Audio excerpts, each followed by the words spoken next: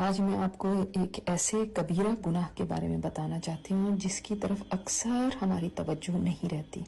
ہم شاید سمجھتے بھی نہیں کہ یہ کوئی گناہ کا کام ہے، جبکہ یہ کبیرہ گناہوں میں سے ایک گناہ ہے.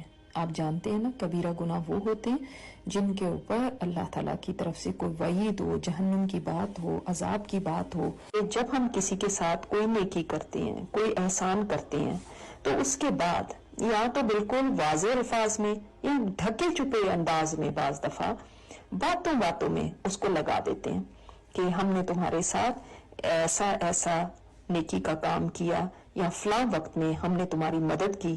طنز بھی کر دیتے ہیں، کوئی تانوں کی بات بھی کر دیتے ہیں، اس کو جتاتے ہیں ہم نے اس کے ساتھ کتنی بھلائی کی. اس وقت میں تو یہ ایسے تھے اور یہ تو کنگال تھے اور ہم نے ان کے ساتھ یہ کیا اور ایسے کیا، جو پھر اس کو جب پہنچتی ہیں تو اس کے لیے انتہائی شرمندگی کا اور غم کا باعث بنتی ہیں.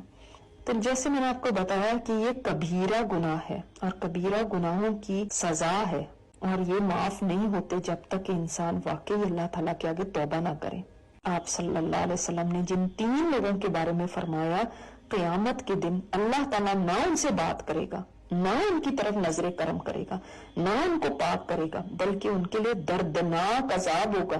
ان میں ایک احسان جتانے والا بھی ہے کہ کسی کو کچھ بھی دیتا ہے، احسان جتانے شروع ہو جاتا ہے. کوئی کام وہ اللہ کی رضا کے لیے کر رہا ہے، پھر تو کسی پہ احسان جتانے کی ضرورت ہی نہیں ہوتی.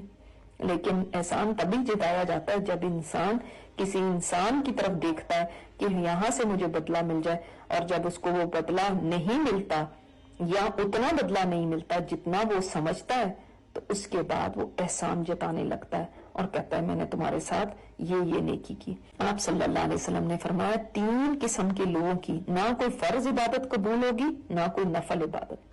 نمبر 1 والد کا نافرمان، نمبر 2 احسان جتانے والا، اور نمبر 3 تقدیر کا منکر. ہم سب کو بہت کیئرفل ہو جانا چاہیے، اپنی زبانوں کے اوپر قابو رکھیے، اور کوئی نیکی کر لیں تو اس کو بھول جائیں اور کبھی بھی احسان نہ جتائیں، اور کسی کو نہ اس چیز کی ہوا لگنے دیں کہ میں نے کسی کے ساتھ فلاں وقت میں کیا نیکی کی تھی.